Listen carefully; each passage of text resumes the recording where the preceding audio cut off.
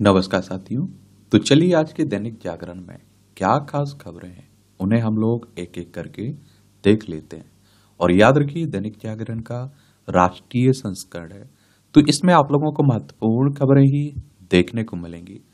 सेना के लिए आधुनिक टैंक, रडार और गश्ती विमान खरीदेगी सरकार। रक्षा खरीद परिषद ने 1,44,716 करोड़ रुपए के 10 प्रस्ताव को दी मंजूरी और कहा स्वदेशी स्रोतों से होगी 99% खरीद। रक्षा मंत्री राजनाथ सिंह की अध्यक्षता में डीएसी ने दी मंजूरी। बेहतर मोबिलिटी वाला FRCV होगा भविष्य का मुख्य युद्धक tank. Air defence fire control radar की खरीद को भी दी गई स्वीकृति। और देश के पहले स्वदेशी बम वर्षक UAV ने भरी सफल उड़ान। रक्षा क्षेत्र में आत्मनिर्भरता की दिशा में Flying Wedge Defence and Aerospace company ने देश के पहले स्वदेशी बम वर्षक मानव रहित विमान FWD-200B की पहली सफल उड़ान की मंगलवार को घोषणा कर दी है। और देखिए, आप लोगों को मालूम होना चाहिए कि अगर हमारे पड़ोसी पाकिस्तान जैसे हों, चाइना जैसे हों, और अभी जो अशांति फैली हुई है बाकी पड़ोसियों में भी, बांग्लादेश में देख ही रहे हैं आप लोग, नेपाल का हाल देखते हैं, म्यांमार में देख ही रहे हैं आप लोग, अफगानिस्तान में देख ही रहे हैं आप लोग, और श्रीलंका में देखा ही है आपने।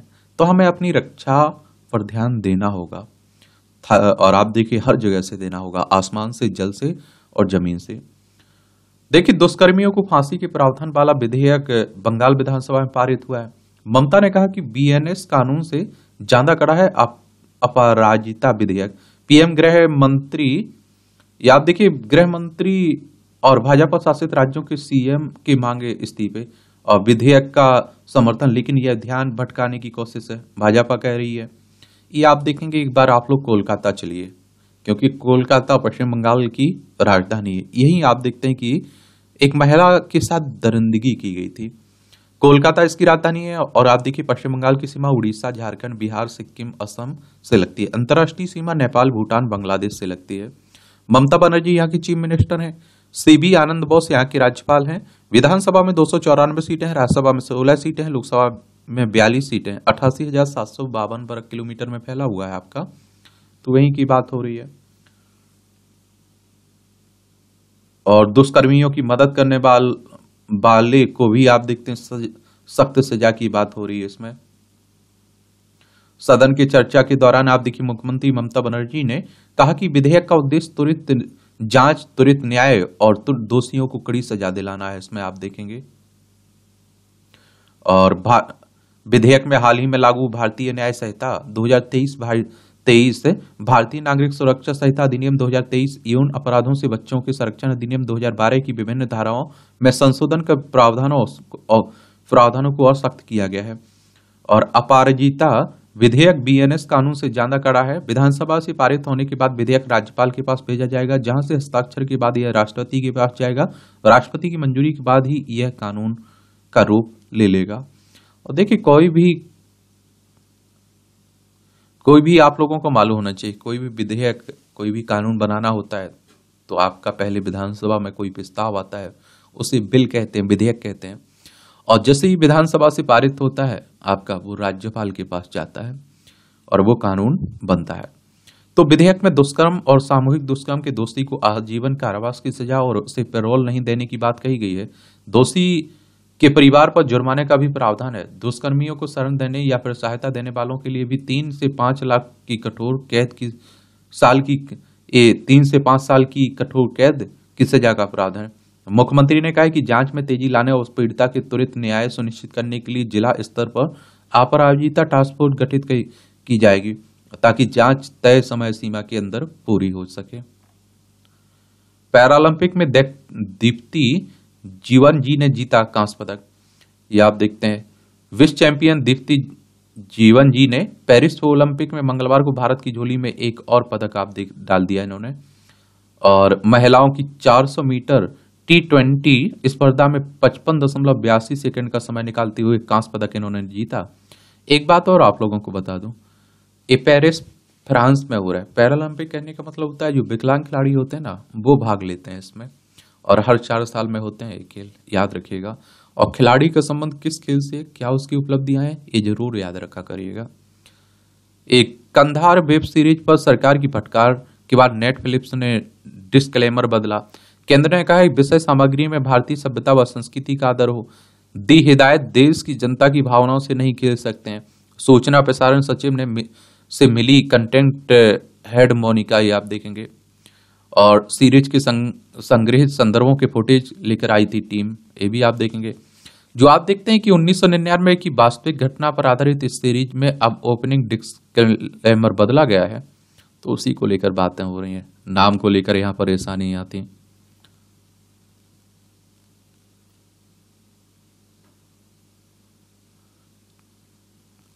छत्तीसगढ़ में मुठभेड़ में 6 महिला सहित 9 नक्सली ढेर हुए हैं। देखिए नक्सली हमारे नक्सल ये हमारे देश के ही लोग हैं नक्सली, लेकिन आप देखते हैं कि अलग रास्ता अपनाए हुए हैं। अब नक्सल होता क्या है, तो नक्सल शब्द की उत्पत्ति पश्चिम बंगाल के छोटे से गांव नक्सलबाड़ी से हुई थी, जहां भारतीय कम्युनिस्ट पार्टी के नेता चारू मजूमदार और कानू सन्याल ने 1967 में सत्ता के विरुद्ध एक सशक्त आंदोलन शुरू किया था। पुलिस उप निरीक्षक की भर्ती रद्द करेगी राजस्थान सरकार। राजस्थान में पुलिस उप निरीक्षक भर्ती 2021 रद्द होगी और इस संबंध में मुख्यमंत्री भंजनलाल शर्मा, गृह विभाग के अतिरिक्त मुख्य सचिव व डीजीपी में सहमति बनी है। राजस्थान लोक सेवा आयोग के पूर्व सदस्य रामू राम रायका की गिरफ्तारी के बाद यह सामने आया कि उसने 6 दिन पहले ही अपने बेटे बेटी को ये पेपर उपलब्ध करवा दिए गए थे। अब आप सोचिए, जिन्हें हम लोग रक्षक समझते हैं वही भक्षक निकल आते हैं। राजस्थान जयपुर इसकी राजधानी आपको देखने को मिल जाएगी। 3,42,239 वर्ग किलोमीटर में फैला हुआ है, क्षेत्रफल में सबसे बड़ा राज्य है। इसकी अंतर्राष्ट्रीय सीमा पाकिस्तान से लगती राज्यों में आप देखिए गुजरात, मध्य प्रदेश, उत्तर प्रदेश, हरियाणा, पंजाब से लगती है।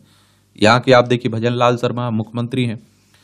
और विधानसभा में कितनी सीटें हैं? 200 सीटें। राज्यसभा में 10 सीटें, लोकसभा में 25 सीटें आपको देखने को मिल जाएंगी। बोर्नोई की यात्रा करने वाले मोदी पहले भारतीय पीएम है। प्रधानमंत्री नरेंद्र मोदी दक्षिण पूर्व एशियाई में स्थित देश ब्रुनेई की यात्रा करने वाले पहले भारतीय प्रधानमंत्री बन गए हैं। यात्रा का उद्देश्य द्विपक्षीय संबंधों को मजबूत करना है। पीएम मोदी बुधवार को ब्रुनेई के सुल्तान हाजी हसन अल वोल्किया के साथ बैठक करेंगे और देर शाम सिंगापुर रवाना हो जाएंगे। ये पॉइंट जरूर याद रखेगा कि ब्रुनेई की यात्रा करने वाले पहले प्रधानमंत्री हैं मोदी जी, भारतीय। मदरसे में मिली आरएसएस को आतंकी संगठन बताने वाली किताब है। ये महाराष्ट्र के पूर्व आईजी मुशर्रफ हैं इसके लेखक। मुंबई बम धमाकों पर भी लिख चुके हैं किताब। सुरक्षा एजेंसियों ने बढ़ाया छानबीन का दायरा। पाकिस्तानी अखबार ने छापा था किताब पर लेख। देखिए आरएसएस की बात करें तो किसकी, राष्ट्रीय स्वयंसेवक संघ की बात कर रहा हूं। ये हिंदू राष्ट्र हिंदुत्व की बात करता है ये संगठन, और नागपुर में इसका हेडक्वार्टर देखने को मिल जाएगा आपको। केवी हेडगेवार इसके फाउंडर थे। इसकी स्थापना 27 सितंबर 1925 में हुई थी। ये आपकी खबरें राष्ट्रीय राजधानी से जुड़ी खबरें हैं। केजरीवाल समेत अन्य के खिलाफ मामला आगे चलाने के लिए पर्याप्त सबूत हैं, कोर्ट कह रहा है। मुख्यमंत्री के खिलाफ सीबीआई के पूरक आरोप पत्र पर अदालत ने लिया संज्ञान। ये आप देखते हैं नई दिल्ली में जो नई आबकारी नीति आई हुई ये थी ना, उसी में घोटाले की बात हो रही है। सीबीआई की बात करें तो सेंट्रल ब्यूरो ऑफ इन्वेस्टिगेशन की बात हो रही है। इसकी स्थापना कब हुई थी? 1 अप्रैल 1963 में हुई थी। नई दिल्ली में हेडक्वार्टर आपको देखने को मिल जाएगी।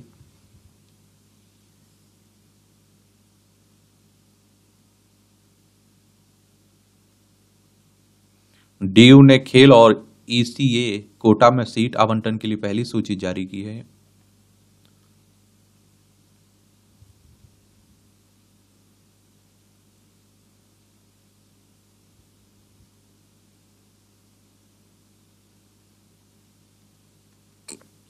कूड़ा निस्तारण होने के साथ लीचेट भी न फैले। बंदबाड़ी लैंडफिल साइट से संबंधित मामले की सुनवाई एनजीटी में हुई है ना। सीपीसीबी को बंदबाड़ी के पास के गांव के भूजल जांच कराने का आदेश भी दिया है। और एक बात और आपको बता दूं कि एनजीटी नेशनल ग्रीन ट्रिब्यूनल की बात हो रही है। इसकी स्थापना 2010 में हुई थी। संगम बिहार में सीवर प्रबंधन की बेहद खराब स्थिति है। डीपीसीसी द्वारा पेश की गई रिपोर्ट व तस्वीरों को देखने के बाद एनजीटी ने टिप्पणी की हुई है। तेजस जैसे स्वदेशी हथियारों से भविष्य के युद्ध लड़ेगा भारत। भारत अपनी सशक्त सेनाओं, थल सेना, वायुसेना और नौसेना को आधुनिक और स्वदेशी हथियारों से लैस करने के लिए तेजी से कदम उठा रहा है। और लक्ष्य है कि भविष्य में अगर भारत को युद्ध लड़ना पड़े तो हमारे सैनिक स्वदेशी हथियारों उपकरणों से सुसज्जित हों। और आप देखते हैं कि इसमें 60% हथियार, गोला बारूद की उत्पादन कर रहा है भारत अपनी जरूरत का। 1.45 लाख करोड़ लागत वाली रक्षा खरीद प्रस्ताव को DAC ने दी मंजूरी। 32% अधिक रहा भारत का रक्षा निर्यात वित्त वर्ष 2023-24 में। ये आंकड़े जरूर याद रखा करिएगा। जब आप लोग रक्षा क्षेत्र पर कुछ लिख रहे हैं तो वहां आप लोग इनका उपयोग कर सकते हैं। आत्मनिर्भरता की बात हो रही है तो वहां ये आप लोग बता सकते हैं। स्वदेशी रक्षा मैन्युफैक्चरिंग हुई मजबूत, घट रही है हथियारों के आयात पर भारत की निर्भरता। आयात का मतलब होता है कुछ आप खरीद रहे हैं, निर्यात का मतलब होता है कुछ बेच रहे हैं। रक्षा अनुसंधान विकास संगठन DRDO के पूर्व प्रमुख BK सरस्वत के अनुसार आप देखेंगे कि मौजूदा समय में भारत के 60% हथियार और गोला बारूद का उत्पादन घरेलू स्तर पर किया जा रहा है। और इससे पता चलता है कि रक्षा क्षेत्र में स्वदेशी मैन्युफैक्चरिंग में बड़े पैमाने पर इजाफा हुआ है। निजी क्षेत्र की बड़ी कंपनियां जैसे अडानी समूह, टाटा समूह और L&T भारत में रडार सिस्टम और गन बना रही हैं। और इससे रक्षा उत्पादन में भारत की आत्मनिर्भरता बढ़ी। और भारत की हथियारों और गोला बारूद की जरूरतें बढ़ने के बावजूद कुल रक्षा जरूरतों में आयात का अनुपात घट रहा है।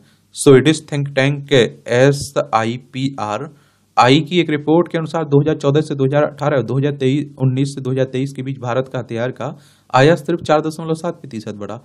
और इससे पता चलता है कि हथियारों के आयात पर भारत की निर्भरता घट रही है। क्यों जरूरी है स्वदेशी हथियार?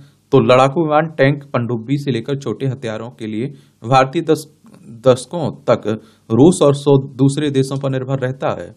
2014 के बाद नरेंद्र मोदी सरकार ने रक्षा जरूरतों के लिए न सिर्फ आयात पर निर्भरता कम करने की दिशा में पहल की, बल्कि रक्षा आयात में विविधता लाने के लिए भी कदम उठाए। आज भारत रूस के अलावा इजराइल, फ्रांस, अमेरिका सहित दूसरे देशों से भी हथियार खरीद रहा है।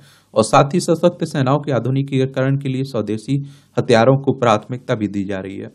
और हथियारों के लिए दूसरे देशों पर निर्भरता में क्या नतीजे हो सकते हैं, इसका अनुभव भारत 1999 के कारगिल युद्ध के दौरान कर चुका है। भारत को दूसरे देशों से हथियार और गोला बारूद की आपात खरीद करनी पड़ी थी और इन देशों ने मनमानी कीमतों पर आपूर्ति की थी, और जिनमें मित्र देश भी शामिल थे। विदेशी हथियारों पर निर्भरता राष्ट्रीय सुरक्षा के लिए खतरनाक हो सकती है, और क्योंकि दूसरे देश मुश्किल समय में रक्षा उपकरणों की आपूर्ति करने से मना कर सकते हैं या फिर इसके लिए शर्तें भी लगा सकते हैं। लड़ाकू विमान से लेकर टैंक तक होगी स्वदेशी। केंद्र सरकार ने पिछले कुछ वर्षों के दौरान स्वदेशी लड़ाकू विमान से लेकर हेलीकॉप्टर और टैंक खरीदने के प्रस्ताव को मंजूरी दी है। और नवंबर 2023 में केंद्रीय रक्षा मंत्री राजनाथ सिंह की अध्यक्षता में रक्षा परिषद 97 तेजस लड़ाकू विमान और 156 हल्के लड़ाकू हेलीकॉप्टर प्रचंड सहित दूसरे स्वदेशी हथियारों की खरीद के लिए प्रस्ताव को मंजूरी दी थी। खरीद प्रस्ताव के करीब 2.32 लाख करोड़ रुपए के थे। और सैन्य तैयारियों को मजबूती देने के लिए DAC ने मंगलवार को करीब 1.45 लाख करोड़ रुपए की लागत वाले रक्षा खरीद प्रस्ताव को मंजूरी दी है। और इसके तहत स्वदेशी टैंक, रडार और विमान की खरीद की जाएगी। 21,000 करोड़ पहुंचा भारत का रक्षा निर्यात। भारत ने वित्त वर्ष 2023-24 में 21,000 करोड़ रुपए से अधिक मूल्य के हथियारों का निर्यात किया है। यह पिछले वित्त वर्ष की तुलना में 32% अधिक है। और इससे पता चलता है कि विश्व में भारत में बने हथियारों की स्वीकार्यता बढ़ रही है। और पिछले कुछ वर्षों के दौरान भारत ने BrahMos cruise missile, Pinaka rocket और लॉन्चर, पेट्रोल वेसल्स, आकाश एयर डिफेंस मिसाइल और आर्टिलरी गन सहित दूसरे रक्षा उपकरणों का निर्यात किया है। 2025 तक रक्षा निर्यात 35,000 करोड़ पहुंचने का लक्ष्य है। अच्छी बात है। DRDO की बात हुई है यहाँ, इसके बारे में भी याद रखिएगा। नई दिल्ली में हेडक्वार्टर देखने को मिल जाएगा। DRDO, Defence Research and Development Organisation की बात कर रहा हूं मैं। इसकी स्थापना कब हुई थी? 1958 में हुई थी। कब हुई थी? 1958 में। शिक्षा में अनुसंधान को दिया जाना चाहिए बढ़ावा, ये हमारी मुर्मू कह रही हैं, राष्ट्रपति साहिबा कह रही हैं। देश के पहले आप देखते हैं विकास के लिए कृषि क्षेत्र में निवेश की जरूरत है। शिवराज सिंह चौहान कह रहे हैं 750 करोड़ रुपए की एग्री श्योर निधि व कृषि निवेश पोर्टल की शुरुआत की है। कृषि मंत्री ने जैविक खेती की ओर बढ़ने के लिए किसानों को प्रेरित भी किया हुआ है। अब नए कृषि मंत्री है ना ये। ऑस्ट्रेलिया ने भारत में युद्धाभ्यास के लिए पहली बार अपने विमान भेजे। जोधपुर में 13 तक चलेगा तरंग शक्ति अभ्यास का दूसरा चरण। एक पूछ लेता है आपसे, वनडे एग्जाम में भी पूछ लेता है डायरेक्ट ही, कि तरंग शक्ति किन दो देशों के बीच आप देखें युद्धाभ्यास है, तो भारत और ऑस्ट्रेलिया के बीच, ये भी याद रखिएगा। ऑस्ट्रेलिया रक्षा विभाग ने यह भी कहा कि भारत से रक्षा हाल के वर्षों में हवाई रक्षा सहयोग में बढ़ोतरी से काफी फायदा हुआ है, जिसमें वर्ष 2018, 2022, 2023 में अभ्यास पिच ब्लैक में भारतीय वायुसेना के फ्लैंकर्स की मेजबानी भी शामिल थी। बता दें कि तरंग शक्ति अभ्यास का पहला चरण अगस्त में तमिलनाडु में पूरा हुआ था और इससे जर्मनी, फ्रांस, स्पेन, यूक्रेन की वायुसेना शामिल थी। तो ये सब याद रखा करिएगा। डीआरडीओ की महानिदेशक एरो बनी राजलक्ष्मी मेनन, ये भी याद रखिए। टहरी बांध के पंप स्टोरेज प्लांट से इसी महीने शुरू होगा बिजली उत्पादन। 250 मेगावाट क्षमताओं की यूनिट से शुरू होगा बिजली उत्पादन। 4 टरबाइन में संचालित की जानी है। 1000 मेगावाट उत्पादित होगी बिजली। इसके बाद 2400 मेगावाट होगी टिहरी बांध की उत्पादन क्षमता। पिछले वर्ष रेल कर्मियों के विरुद्ध मिली भ्रष्टाचार की सर्वाधिक शिकायतें सीबीसी कह रही है, और इसके बाद दिल्ली के स्थानीय निकाय और सरकारी बैंकों का स्थान है। 2023 में कर्मियों के विरुद्ध मिली भ्रष्टाचार की 74,200 कितनी 3 शिकायतें। पद्म पुरस्कारों के लिए 15 सितंबर तक कर सकते हैं नामांकन और सिफारिश, याद रखिएगा। वर्ष 1954 में स्थापित किए गए थे ना यह पद्म पुरस्कारों, अर्थात पद्म विभूषण हो गया, पद्म भूषण हो गया, पद्म श्री की बात हो रही है। देश के सर्वोच्च नागरिक पुरस्कारों में से है ये। और आप देखते हैं कि हर साल गणतंत्र दिवस के अवसर पर की जाती है इनकी घोषणा। और ये पुरस्कार कला, साहित्य, शिक्षा, खेल, चिकित्सा और सामाजिक कार्य, विज्ञान, इंजीनियरिंग, लोक कार्य, सिविल सेवा और व्यापार, उद्योग क्षेत्र आदि क्षेत्रों में विशिष्ट उपलब्धियों के लिए दिया जाता है। डॉक्टरों और विज्ञानियों को छोड़कर सार्वजनिक क्षेत्र के उपक्रमों में काम करने वाले कर्मचारी सहित अन्य सरकारी कर्मचारी पद्म पुरस्कार के लिए पात्र नहीं है, ये भी याद रखिएगा। सरकार ने गठित किया 23वां विधि आयोग, ये भी समझ लीजिए। और आप देखते हैं 22वें विधि आयोग का कार्यकाल 31 अगस्त को समाप्त हो गया ना। एक पेड़ मां के नाम अभियान में रोपे 52 करोड़ पौधे। उत्तर प्रदेश में सबसे ज्यादा कहां, किस राज्य में सबसे ज्यादा है? सबसे ज्यादा है आपके पंजाब में। कितना? 78.82 लाख। प्रधानमंत्री नरेंद्र मोदी ने 5 जून को की थी ना इस अभियान की शुरुआत। केंद्रीय वन एवं पर्यावरण मंत्री भूपेंद्र यादव ने दी यह जानकारी। आप लोगों को मालूम है 140 करोड़ पौधे रोपने की योजना है। अच्छी पहल है। मैं कहता हूं कोई भी त्योहार होता है एक पेड़ तो लगा लेना चाहिए आपको। कभी भी आपके यहाँ खुशी का माहौल होता है, कम से कम वो पेड़ आपको ऑक्सीजन देगा, हवा देगा। ये आपकी राजनीति की खबरें हैं। और राजनीति की बात करता हूं तो मैं आपसे कहता हूं कि जहां जिस राज्य में चुनाव हुआ करे वहां के चुनाव के बारे में याद रखा करिएगा और रिजल्ट के बारे में याद रखा करिएगा और इलेक्शन कमीशन ऑफ इंडिया के बारे में याद रखा करिएगा। भारतीय निर्वाचन आयोग की बात कर रहा हूं। इसकी स्थापना कब हुई थी? 15 कब इसकी स्थापना? अनुच्छेद 324 के तहत चुनाव आयोग की स्थापना की बात की गई थी। और कब हुई थी? 25 जनवरी 1950 में। 25 जनवरी को आप लोग मतदाता दिवस मनाते हैं। नई दिल्ली में हेडक्वार्टर देखने को मिलेगा। सुकुमार सेन पहले मुख्य चुनाव आयुक्त थे। अगर आपको विधानसभा का चुनाव लड़ना है तो आपकी उम्र कम से कम 25 साल होनी चाहिए। अधिकतम उम्र की कोई सीमा नहीं रखी गई है। और विधायक का चुनाव डायरेक्ट जनता यानी कि मतदाताओं के द्वारा होता है। अगर आपकी उम्र 18 साल हो चुकी है तो वोटर सूची में आपका नाम जुड़ चुका होगा, आप लोग वोट डालने भी जाते होंगे। ये अभी जो कानून आया बंगाल में, ये क्या कहता है? बीएनएस की धारा 66 कहती है कि अगर दुष्कर्म के बाद पीड़िता की मौत हो जाती अथवा वह मरणोत्तर स्थिति यानी कोमा की स्थिति में पहुंच जाती है तो दोषी को कम से कम 20 वर्ष की सजा होगी, जिसे उम्र कैद तक बढ़ाया जा सकता है। उम्र कैद का मतलब जीवन भर रहने तक कैद से है या फिर मृत्यु दंड हो सकता है। समझ रहे हैं आप लोग? और मैं आप लोगों को एक बात बताऊं, मैं बार बार कह रहा हूं, हम विश्व गुरु बनने की बात करते हैं, बहुत बड़ी बड़ी बड़ी बातें करते हैं, हम विकसित भारत बनने की बात करते हैं, हम लोग बेटी पढ़ाओ बेटी बचाओ की बात करते हैं। अरे भैया पहले बेटियों को, महिलाओं को सुरक्षित देने की बात कर लीजिए, सुरक्षा देने की बात कर लीजिए, सुरक्षित उन्हें रहने दीजिए। और मैं कहता हूं कि देखिए सरकारों को छोड़िए, परिवारों को भी संस्कार देना चाहिए बच्चों को। मैं कहता हूं टीचर्स को भी ध्यान देना चाहिए। और आजकल इंग्लिश कहते हैं, इंग्लिश पढ़ाइए, हमारे बच्चा इस वीआईपी स्कूल में पढ़ रहा है। उनके संस्कार देख लीजिए, उनके बात करने का तरीका देख लीजिए, कितनी इंसानियत है वो भी देख लीजिए। बालिकाओं को कामुक जिज्ञासा से देखना गंभीर नैतिक पतन है। इन नाबालिग से दुष्कर्म के आरोपित की अग्रिम जमानत की मांग को खारिज करते हुए पंजाब हरियाणा हाईकोर्ट ने टिप्पणी की हुई है।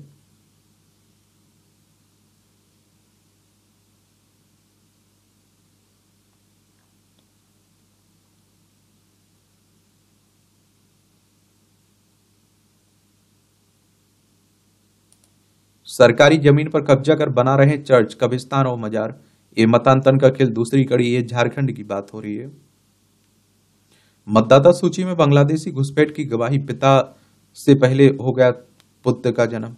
ये हमारे देश में आप देखते हैं कि बड़ा भ्रष्टाचार, कुछ भी हो सकता है।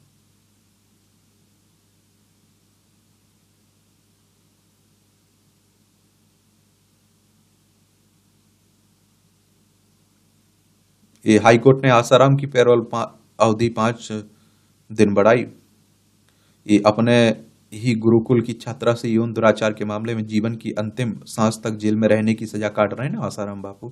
अब सोचिए हम लोग किन्हें गुरु मानते हैं, वही क्या निकलते हैं। आप समझ सकते हैं क्या, आप सोच सकते हैं आप कि जो दुनिया को प्रवचन दे रहा है वो ऐसा निकलेगा। तलाक पर महिला की 3 दशक की लड़ाई पर पसीजा सुप्रीम कोर्ट। कोर्ट ने पति को 30 लाख रुपए ब्याज सहित गुजारा भत्ता देने को कहा। बिना गुजारे भत्ते में ही फैमिली कोर्ट ने 3 बार मंजूर किया था तलाक। पूरे बंगाल में संविदा कर्मियों से चल रहा काम, हाईकोर्ट कह रहा है, कहा ऐसा देश में कहीं और नहीं होता, ऐसे नियमित नहीं चल सकता। अगर संविदा पर नियुक्ति होती तो कर्मचारी के कैसे जिम्मेदार होंगे। अभी मानसून देख ही रहे हैं आप लोग, तेलंगाना आंध्र प्रदेश में बारिश 323 ट्रेनें रद्द हुई हैं। मणिपुर के सीएम ने कहा कि आम लोगों पर ड्रोन से हमले आतंकी करतूत है। याद देखिए, मणिपुर में लंबे समय से आपका अशांति फैली हुई है। इम्फाल इसकी राजधानी, इसकी सीमा नागालैंड, असम, मेघालय से लगती है। अंतर्राष्ट्रीय सीमा म्यांमार से लगती है।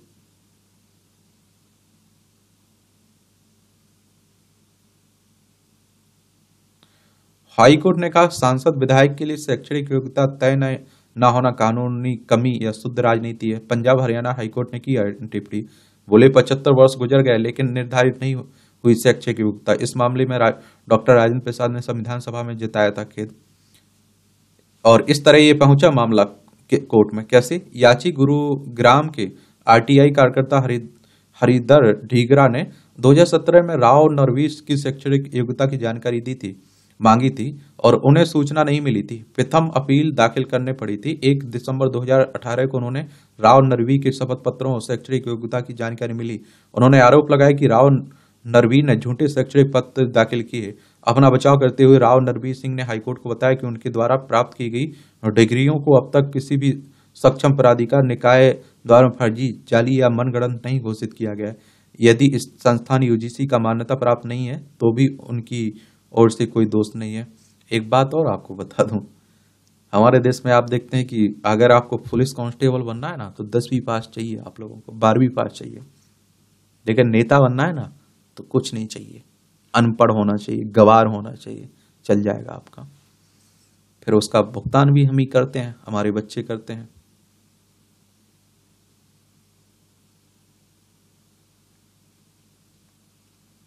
पीएफआई अध्यक्ष को अंतरिम जमानत देने से हाईकोर्ट का इंकार। या आप देखिए, गैर कानूनी गतिविधि रोकथाम अधिनियम के तहत पॉपुलर फ्रंट ऑफ इंडिया के अध्यक्ष को आप देखते हैं कि जमानत देने से मना कर दिया गया। मंदिर मस्जिद का प्रश्न नहीं, अवैध ढांचा गिराया ही जाएगा। या आप देखिए, शिमला में बनी मस्जिद के मुद्दे पर बोले पंचायती राज मंत्री। सब चलता रहता है। संयुक्त रिफाइनरी लगाएगी बीपीसीएल और ओएनजीसी। चालू वित्त वर्ष में 7% रहेगी विकास दर। विश्व बैंक ने ताजा रिपोर्ट में कहा कि वैश्विक अस्थिरता के बावजूद तेज विकास दर हासिल करता रहेगा भारत। युवाओं में बेरोजगारी का अनुपात ज्यादा है। रिपोर्ट में विश्व बैंक ने तेज विकास दर और महंगाई पर काबू पाने से गरीबी और कमी की बात की है। सकल घरेलू उत्पाद के मुकाबले कर्ज का अनुपात मौजूदा 83.7% 83.7 से घटकर 82% हो जाएगा। 4.5% रह सकती खुदरा महंगाई की दर चालू वित्त वर्ष 2024-25 के दौरान। अगले 2 वर्षों में घट सकता है पूंजीगत खर्च। क्या पूंजीगत खर्च? वर्ल्ड बैंक की बात करें तो विश्व बैंक की बात कर रहा हूं मैं। एक अंतर्राष्ट्रीय वित्तीय संस्थान है और इसकी स्थापना आप देखेंगे जुलाई कब हुई, वॉशिंगटन डीसी में इसका हेडक्वार्टर देखने को मिलेगा और 7 जुलाई 1944 में इसकी स्थापना हुई थी। अनचाही कॉल करने वाले 2.75 लाख टेलीकॉम कनेक्शन काटे गए हैं। ट्राई कर रहा है जीआईसी की 6.78% हिस्सेदारी बेचेगी सरकार। जनरल इंश्योरेंस कॉर्पोरेशन की बात हो रही, 1 लाख रुपए से महंगे स्मार्टफोन की बिक्री बढ़ी। जीएसटी नेटवर्क पर बिल प्रबंधन प्रणाली 1 से, और जीएसटी की बात करें तो 2017 में आया था ना, उसी की बात हो रही। एयू स्मॉल फाइनेंस बैंक ने मांगा यूनिवर्सल लाइसेंस। साल में 2 बार विदेश यात्रा करने वालों की संख्या 32% बढ़ी। ये आप देखिए टेबल बुक प्लेटफॉर्म ने मैक माई ट्रिप ने विदेश यात्रा पर जारी की रिपोर्ट। प्रबंधन प्रणाली के तहत $4 अरब के लैपटॉप का आयात जल्द बाजार में आएगा। बफर स्टॉक का प्याज देखिए अप्रैल जून के दौरान $16.17 अरब का एफडीआई मिला है।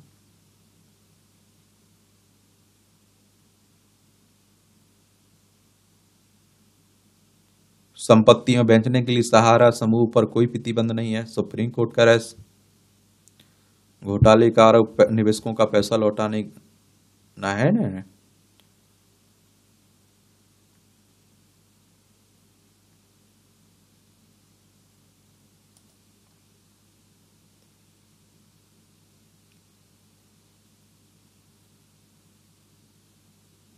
भारत और ब्रुनई के बीच कूटनीतिक संबंधों के 40 वर्ष पूरा होने का खास तौर पर जिक्र किया है प्रधानमंत्री साहब ने। सोने की रॉयल्स रॉय समेत 7,000 कारों के मालिक हैं ब्रुनई के सुल्तान। $30 अरब की संपत्ति के मालिक हैं। बोल किया के पास लगभग 600 रॉयल्स रॉय कारें हैं। उनका आवास दुनिया का सबसे बड़ा महल है। इसमें 1700 बेडरूम है और 257 बाथरूम और 110 गैरेज हैं आपको देखने को मिलेंगे। ब्रिटेन की महारानी एलिजाबेथ द्वितीय के बाद दुनिया के दूसरे सबसे लंबे समय तक शासन करने वाले ब्रुनई के सुल्तान बोल किया के निमंत्रण पर मोदी 2 दिवसीय यात्रा पर पहुंचे ना।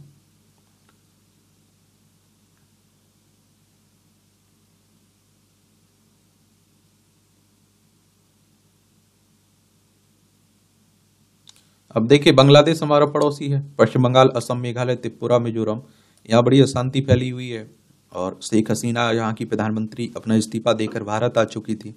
भारत भी दुविधा में है कि हम क्या करें इस पर, हम इन्हें भेजें कहां भेजें। कांगो में जेल तोड़कर भागने की कोशिश में 129 कैदियों की मौत हुई है। एक खेल का क्षेत्र है, एक ओवरव्यू जरूर लेते रहा करिएगा। बांग्लादेश की ऐतिहासिक विजय, पहली बार सीरीज में पाकिस्तान को 2-0 से रौंदा। दूसरा टेस्ट 6 विकेट से जीता। शीश बरियर सिनर ने टॉमी पॉल को हराया। मेदवेदेव ने बर्गेस को दी मात। सिनर के सामने अब मेदवेदेव की चुनौती है यूएस ओपन में।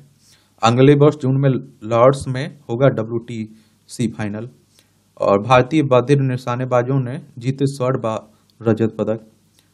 प्रो कबड्डी लीग का 11 सत्र 18 अक्टूबर से होगा। उरुग्वे की जर्सी में अंतिम बार खेलने उतरेंगे लुइस सुआरेज। स्टार फुटबॉलर ने अंतर्राष्ट्रीय फुटबॉल से संन्यास की घोषणा की ना, उन्हीं की बात हो रही है। ये पूर्व विकेटकीपर अजय पात्रा बने बीसीसीआई चयनकर्ता। चीन सीमा पर पिथौरागढ़ के सीपू में बजने लगी मोबाइल की घंटी है। जियो कंपनी की प्रतिनिधियों ने ग्रामीणों की मौजूदगी में किया टावर का शुभारंभ। मध्य प्रदेश में बर्खास्त 4 महिला सिविल जज बहाल हुई हैं। यहाँ इन जजों को कथित असंतोषजनक कामकाज की वजह से बर्खास्त किया गया था। फर्जी चेक से फर्मों के खाते में ट्रांसफर करा ली 13.51 करोड़ की राशि। रुद्रपुर में NHAI व CALA के संयुक्त खाते से 13.51 करोड़ निकालते वक्त अज्ञात व प्राथमिकी दर्ज हुई। जांच के लिए पुलिस की जांच टीम ने 5 टीम गठित हुई है। आरोपित की पहचान व खातों को फ्रीज करने की कार्रवाई हो रही है। मांसपेशियों में दर्द, थकान, भूख ना लगना की समस्या हो रही है या फिर बार बार संक्रमण हो जाता है तो संभव है कि शरीर में सूक्ष्म पोषक तत्वों की कमी हो रही है। राष्ट्रीय पोषण सप्ताह 1 से 7 सितंबर तक मनाया जाता है ना। स्वस्थ रहिए, स्वस्थ खाना खाइए, ठीक है। ये आप देखिए, गुजरात सरकार की यात्रा धाम विकास बोर्ड द्वारा आयोजित शक्तिपीठ महोत्सव पर बवाल। 500 अति विशिष्ट की सेवा में लगे थे 250 वेटर।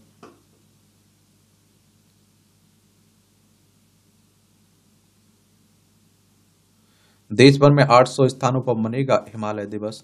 हिमालय दिवस 9 सितंबर की इस वर्ष की थीम है हिमालय का विकास और इसकी दशा व दिशा। अच्छी बात है। या आप देखें, आपका यहाँ जनरल नॉलेज की जानकारी मिल जाती है। परीक्षा के पॉइंट भी से पॉइंट मिल जाते हैं। एक ही ओलंपिक में 7 स्वर्ण जीतने वाले पहले एथलीट बने मार्क। 1972 में आज ही म्यूनिक ओलंपिक में अमेरिकी तैराक मार्क स्पिट्जे एक ही ओलंपिक में 7 पदक जीतने वाले पहले एथलीट बने। यह उनका रिकॉर्ड 2008 में बीजिंग ओलंपिक में अमेरिका के ही तैराक माइकल फिलिप्स ने 8 स्वर्ण पदक जीतकर तोड़ा था। मार्क के नाम 11 ओलंपिक पदक हैं। जॉर्ज ईस्टमैन ने पहले रोल फिल्म कैमरे के लिए पेटेंट प्राप्त किया।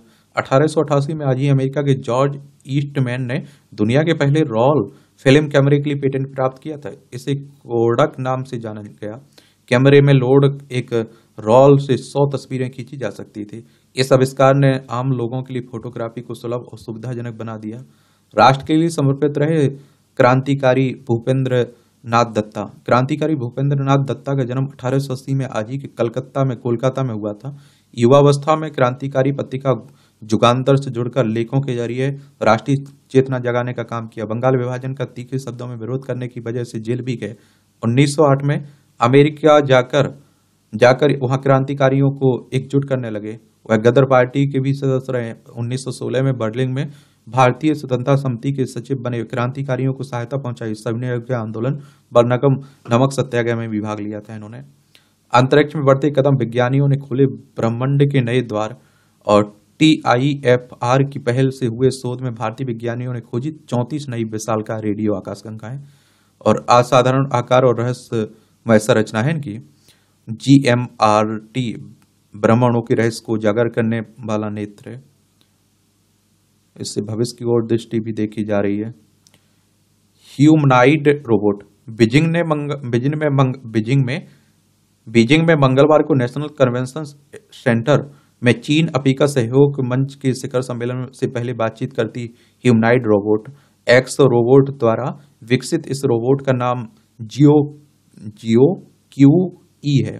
यह सहानुभूति पूर्वक एवं जानकारियों से संपन्न होने के साथ कुशलता पूर्वक उत्तर देती है तथा आकर्षण का केंद्र भी है। बुधवार को आरंभ हो रहा सम्मेलन शुक्रवार तक चलेगा। ये रक्त बसा की जांच से प्री डायबिटिक लोगों को वजन घटाने से लगेगा पता। अनुसंधान कह रहा है कोविड व हृदय रोगों का पता लगाने में मददगार है डिवाइस। दक्षिण ऑस्ट्रेलिया विश्वविद्यालय के शोधकर्ताओं ने 12 लाख प्रतिभागियों सहित 28 अध्ययनों की समीक्षा की और स्मार्ट वॉच व एक्टिविटी ट्रैकर 100 में से 88 लोगों में कोविड-19 की स्थिति को सही ढंग से पहचान की है। देख लीजिए, स्मार्ट घड़ी बहुत फायदा पहुंच जाती है। भौंकने के लिए कहने पर आग उगलने लगा कुत्ता। एक वॉशिंगटन की 84 लाख रुपए में यूट्यूबर ने खरीदा था रोबोट कुत्ता। कुत्ते भी रोबोट, ये मूवियों से जुड़ी खबरें हैं। और इस तरह से आप देखेंगे कि आज की जो दैनिक जागरण की न्यूज सेक्शन है, न्यूज सेक्शन की कहानी कवर होती है। आप लोग पढ़ते रहिए, एंजॉय करते रहिए। आपका कोई सवाल हो, मेरे लिए सुझाव हो तो जरूर आप लोग बताया करिएगा। ईमानदारी से तैयारी करिए, अपना 100% दीजिए, कोई कमी मत रहने दीजिए, ठीक है। अगर 100% देंगे तो 100% आपका पॉजिटिव रिजल्ट भी आएगा। धन्यवाद।